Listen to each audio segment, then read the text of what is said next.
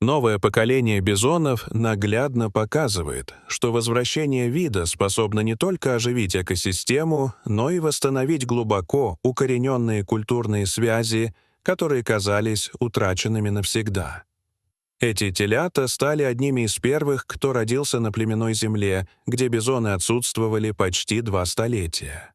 По оценкам историков и биологов, их не видели здесь как минимум 1,5 века, а, возможно, и все 200 лет.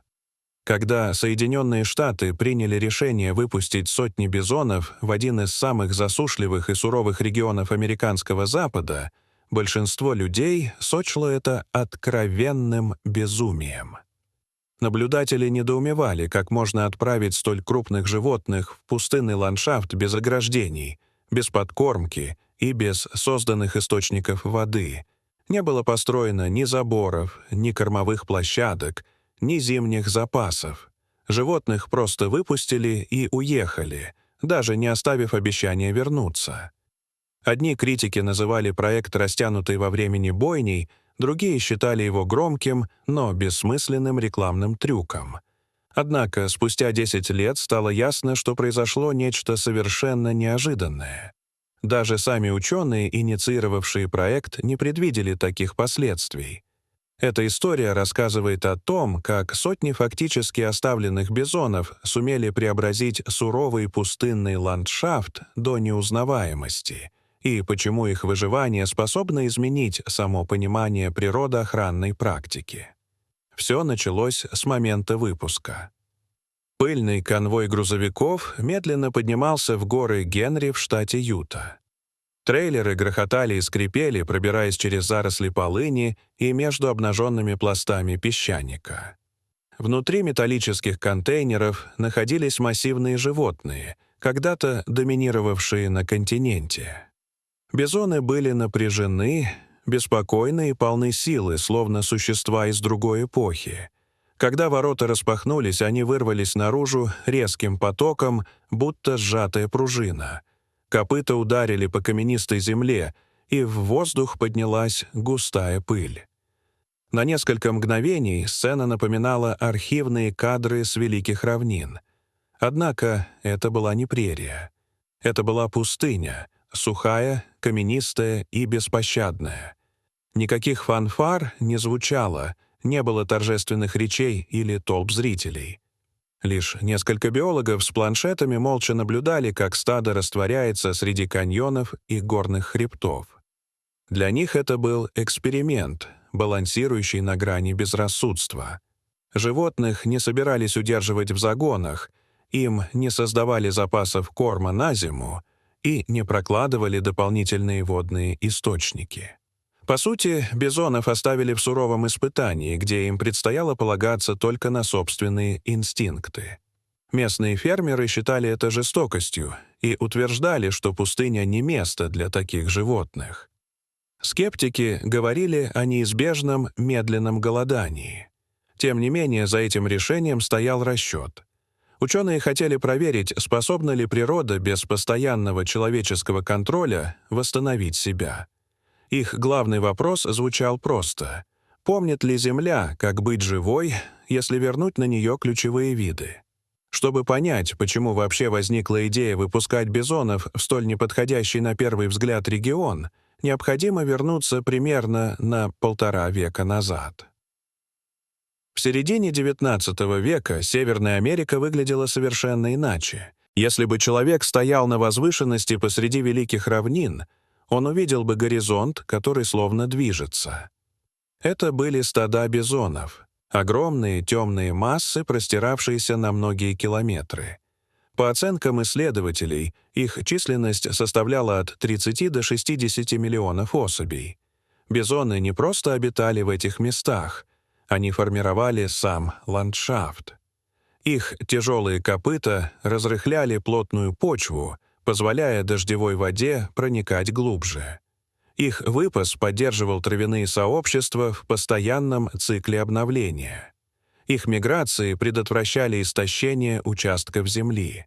Они были не просто видом, а своеобразными инженерами экосистемы. К 1900 году все изменилось. Численность бизонов сократилась до менее чем 1000 животных. Огромные стада исчезли почти полностью. На их место пришел крупный рогатый скот. Однако способы выпаса скота отличались. Земля вытаптывалась и истощалась, почва уплотнялась, растительность выедалась до корней. Ландшафты становились хрупкими и подверженными эрозии и засухе. К началу 21 века защитники природы все яснее осознавали масштаб утраты. Они понимали, что простое восстановление растительности не решает проблему. Необходимо вернуть ключевой вид, который когда-то поддерживал равновесие. Однако плодородные прерии давно были заняты сельским хозяйством, инфраструктурой и политическими интересами. Тогда внимание обратили на горы Генри. Это место казалось странным выбором. Высоты от 6 до 11 тысяч футов, палящее лето, снежные зимы и скудная растительность, полынь, можжевельник и редкие травы. Ландшафт выглядел скорее испытанием на выживание, чем убежищем. Тем не менее, именно здесь почвы сохранили память о местных растениях. Территория оставалась относительно удаленной и достаточно обширной. Ученые увидели в этом естественную лабораторию для проверки устойчивости вида. Сопротивление было сильным. Фермеры опасались конкуренции за корм и возможного распространения болезней. Чиновники тревожились о водных ресурсах. Даже некоторые экологи сомневались в целесообразности проекта. Но решение было принято. Когда бизонов выпустили, они почти сразу исчезли из поля зрения. Первый год казался провальным. Не было зрелищных стад на горизонте. Туристы возвращались без единой фотографии. GPS данные выглядели хаотично и запутанно. Бизоны поднимались в скалистые высокогорья с редкой растительностью, что казалось нелогичным и даже опасным. Численность росла медленно, а рождаемость оставалась низкой. Критики воспринимали это как подтверждение провала. Однако на Земле уже происходили малозаметные изменения. Копыта бизонов разрушали плотную почвенную корку. После дождей вода стала задерживаться дольше. В углублениях образовывались временные лужи. Появлялись первые зеленые побеги там, где раньше была только пыль. Сначала это выглядело незначительным, но экологи понимали, что начинается процесс восстановления. К 5-му году данные стали более убедительными. Стадо увеличилось с примерно 250 до более чем 400 особей. Растительный покров постепенно усиливался. Бизоны постоянно перемещались и редко задерживались на одном месте надолго. Это создавало мозаичный рисунок выпаса. Одни участки отдыхали и восстанавливались, другие использовались кратковременно. Фермеры начали замечать, что их пастбища рядом с территорией бизонов выглядят здоровее. Охотники отмечали улучшение состояния популяций лосей и оленей. К 2010 году изменения стали видны даже на спутниковых снимках. В некоторых районах плотность травяного покрова увеличилась более чем на 40%. Весной долины покрывались цветами. Почвы удерживали влагу дольше, а в углублениях появлялись временные водоемы. Возвращались птицы и увеличивалось количество насекомых. Стадо превысило 500 животных и стало самодостаточным. Ответ на главный вопрос оказался связан с поведением бизонов. Они постоянно перемещаются и не истощают один участок земли. Их тяжелые копыта рыхлят почву и способствуют проникновению воды. Их навоз обогащает грунт и поддерживает почвенные сообщества. Их грязевые купания создают небольшие влажные микробиотопы. Их способ выпаса формирует естественные противопожарные разрывы. Все это усиливает устойчивость экосистемы к засухе. Люди тоже начали менять свое мнение. Фермеры постепенно увидели преимущества. Появились программы сотрудничества и совместного управления землей.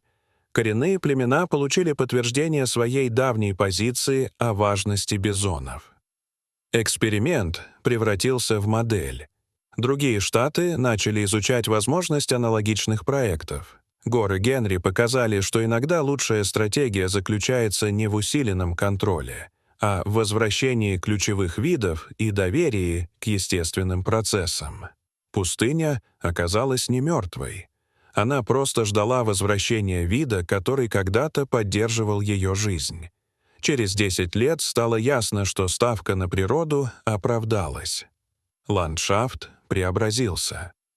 Стадо процветало. Сообщества нашли новый формат сосуществования. Возвращение бизонов вернуло Земле утраченный ритм. И главный урок этой истории состоит в том, что в эпоху климатических кризисов путь вперед не всегда лежит через усиление контроля. Иногда он начинается с доверия и готовности позволить природе вспомнить то, что она знала всегда. Дорогие зрители, что вы думаете об этой истории? Расскажите, пожалуйста, в комментариях. А если вам понравилось это видео, то ставьте лайк и подписывайтесь на наш канал. До свидания.